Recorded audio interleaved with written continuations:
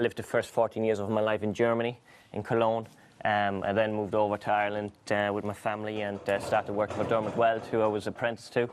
And he helped me an awful lot, you know, he taught me a lot of things. And I did my school at the same time and finished it off there, and then went on to Jim Bulgers for a further 3.5 years. So as you can imagine, Mr. Bulgers was very helpful as well, and yeah, it sort of made me realise what I wanted in life, and he got me ready for it. And yeah, I then moved over to Mr. Fahey's in North Yorkshire, and the rest is history, sort of a thing.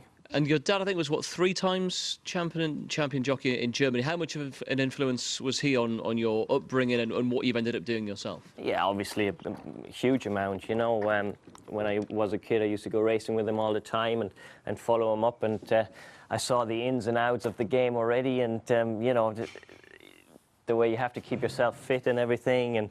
And so from an early age, I knew what was expected and how hard it can be, and you know, obviously when it works out, there's brilliant days. So, but you got to work for it, and yeah, it made me realise from an early stage in my life. And you still go back to Germany to ride quite a lot by comparison to your English contemporaries. Tell us about the experience of going back to race in Germany and how it differs from racing in the UK.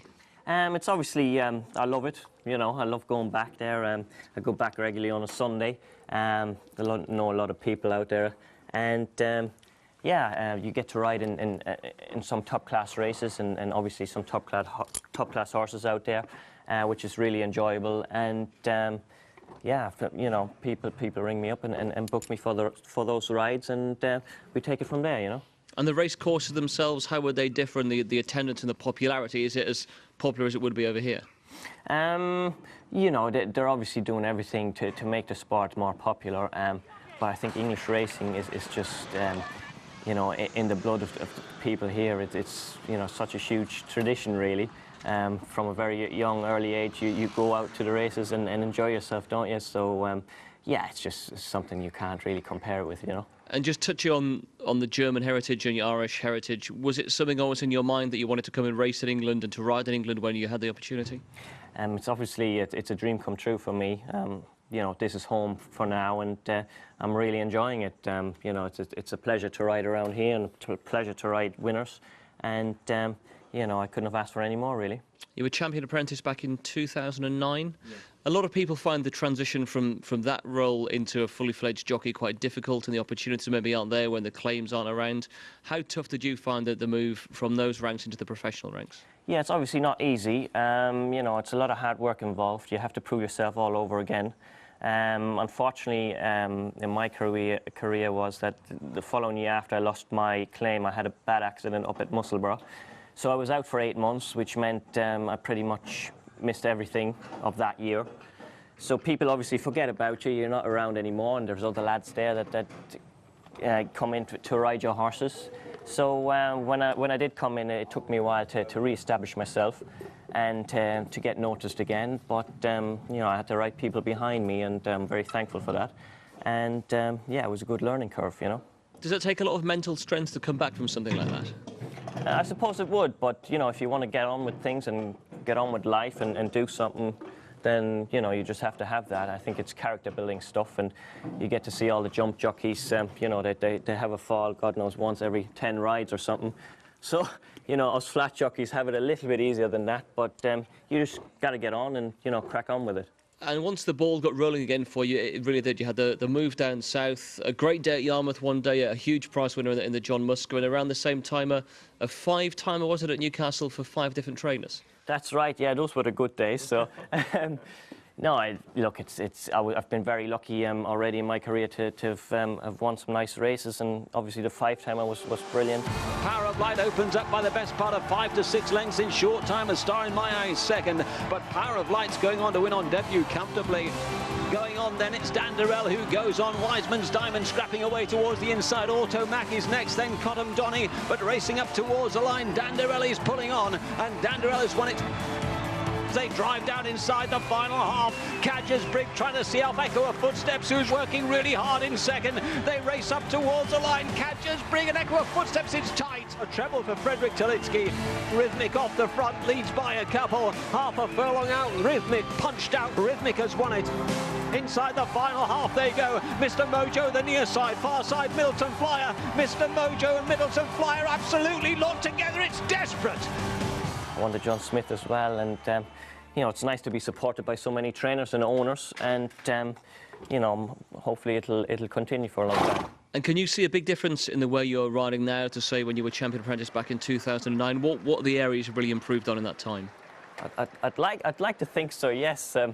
Look, the more you ride, obviously, the more you get more used to riding in races, and obviously you can read a race much better. And you know, it's all an experience and a learning curve, you know. So yeah, I'd like to think I've improved a little here and there, anyways. And Freddie, just looking at your totals over the last couple of years, if I've done my sums right, you might correct me on these, but I think the last few seasons, 57 winners, 62, 77, 82 last year. There's been definite improvement each year. What are your ambitions looking forward? Do you have, say, 100 winners in your mind to get to in a season?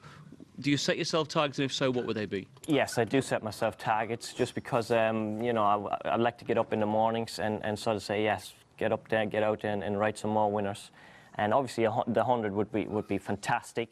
The main thing is to stay healthy in this game. Once you're healthy, that's fine, and you know, you sort of take it from there.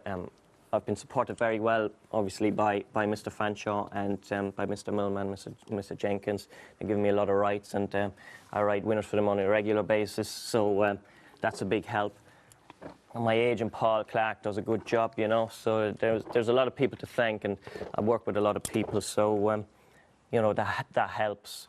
And obviously when you bag a couple of nice winners on the likes of her, that's, you know, it makes it even sweeter. We're here, though, of course, with Speedy Boarding in James Fanshawe's yard. You've touched on the support from James Fanshawe. How important is it with these trainers to be coming in and getting involved in the stables and the early morning work to help forge a very successful relationship? Yeah, it's obviously nice that you get a feel for the horses and you get to know them more. You get to know their ins and outs, you know, what they like and not like. And, you know, you build up a relationship with someone, and you take it from there, pretty much. And looking at all the big races, Royal Ascot's just been, we've had the Derby and the Oaks. Is there a particular race with you, Fred, that you sit down at night and think, well, if I was to win one race before I eventually retire, in goodness knows how many years, what would it be? Obviously, as a jockey, everyone wants to win the Derby, you know, the English Derby. It'll be the icing on the cake. It's very hard to be getting rights, very hard to find horses for the race, obviously. But I'm working towards it, and no one can stop me, sort of a thing. And if we look back, if we look back to 25 years ago, if you could talk to yourself as a kid, is this still a lifestyle you would choose? And is it anything you'd say to any young person now coming into the sport who wants to achieve what you've managed to achieve? Yes, I think so. I mean, you know, I live for the sport. I live for the industry. I love my job, and I can't speak highly enough of it. I would never turn around to any young lad and say don't do it, because you know, there's some great people involved in racing, and it's a great thrill, and it's the king of sports, isn't it?